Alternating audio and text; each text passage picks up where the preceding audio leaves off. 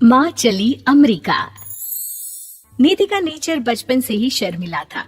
वो ना ज्यादा लोगों से बात करना पसंद करती और ना ही ज्यादा मिलना जुलना। निधि, ये पैसे ले जरा और बाजार से चीनी तो ले आ।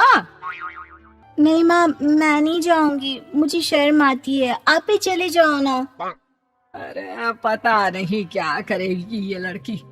जीवन में कभी कुछ किया ही नहीं सिवाय पढ़ाई और घर के कामों के। इसकी शादी भी आसपास ही कहीं करवा दो, दूर जाकर इसका गुजारा कैसे होगा। निधि सुनती सबकी, समझती भी, लेकिन चुप करके रह जाती। एक दिन पिता के दोस्त अपने परिवार के साथ निधि के घर खाने पर आते हैं। उनकी बेटी बहुत ही स्मार्ट होती है। निधि बेटा, वीणा के साथ बात करो। देखो, अंकल की बेटी भी आई है उनके साथ।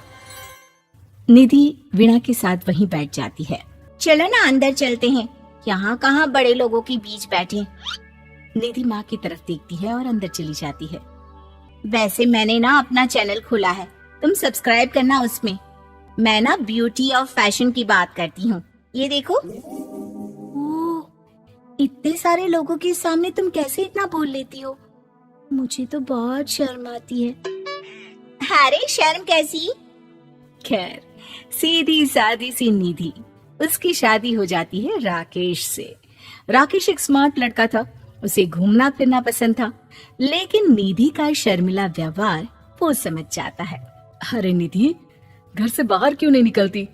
लोगों से मिला जुला करो, तभी तो पता चलेगा ना कि दुनिया कैसी है। क्या करना है पता करके? शादी से पहले पापा और अब आप। ठीक है ना, मुझे ज्यादा दुनियादारी में नहीं पड़ना। निधि की जिंदगी ठीक ठाक चल रही थी।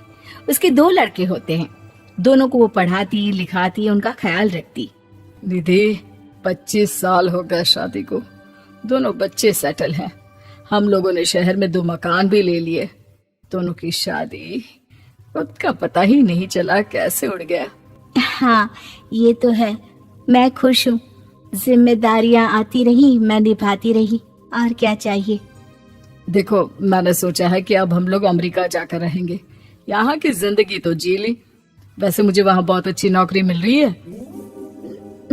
मैं कैसे चलूंगी, मुझे वहाँ का कुछ नहीं पता। अब तो जानते हैं ना कि मैं घर से बाहर ही कम निकलती हूँ। अरे तो क्या हुआ, वहाँ भी घर में ही रहना है ना, मैं हूँ ना, नौकरी करूँगा। निधि मान जाती है और पति के साथ अमेरिका चली जाती है। माँ, तुम्हारी बहू को बच्चा होने वाला है, तो क्या तुम 2 महीने के लिए यहाँ आ सकती हो? मुझे तुम्हारी बहुत जरूरत है, मैं टिकट भेज देता हूँ। हाँ हाँ, ये तो बहुत खुशी की बात है। मेरा भी मन सबसे मिलने का कर रहा था, पर क्या माँ पर? अब मैं आऊंगी कैसे? पापा से बात करती हूँ। देखो माँ, प्लीज बहाना मत बनाना, तुम जानती हो ना इस वक्त में मैं किसी पर भरोसा नहीं कर सकता हूँ। निधि पति को सारी बात बताती है। क्या आप भी चलेंगे? निधि, आने जाने में बड़ा खर्च हो जाएगा, ऊपर से मुझे यहाँ छुट्टी नहीं मिलेगी। बहू पर वक्त ऐसा है कि तुमको तो जाना ही पड़ेगा। मैं अकेले दुकान तक तो नहीं जा पाती, इतनी दूर भारत कैसे जाऊंगी, मुझसे नहीं होगा। लेकिन सबके कहने पर निधि को जाना ही पड़ता है। एयरपोर्ट में घबराई निधि एक मुसाफिर से कहती है, मैं ना भारत जा रही हूँ, दिल्ली जाने वाली फ्लाइट।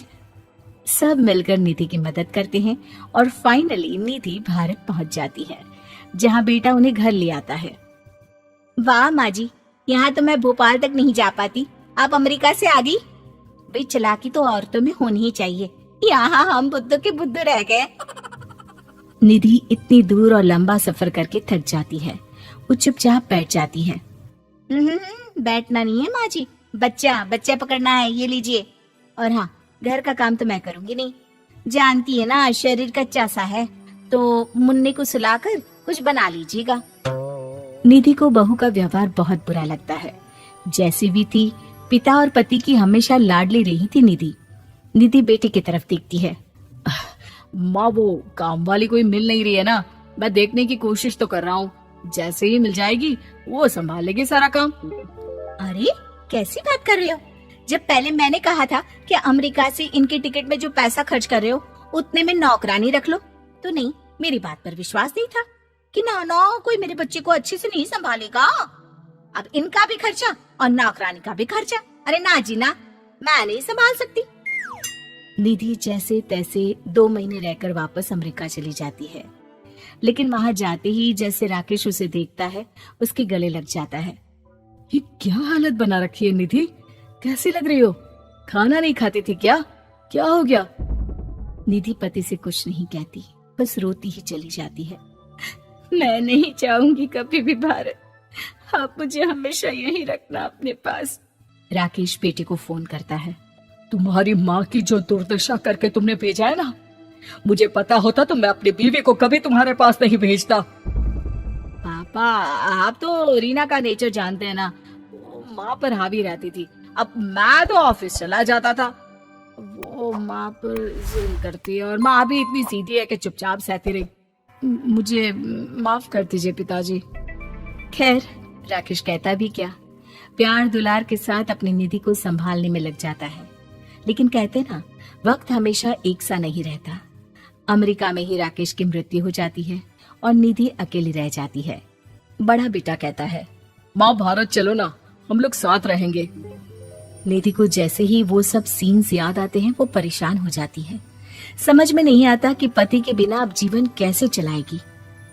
मैंने सारा जीवन घर का काम किया, घर देखा और जिंदगी चलाई, लेकिन जिस घर में रही सबने प्यार दिया, मैं वहां नहीं जाना चाहती।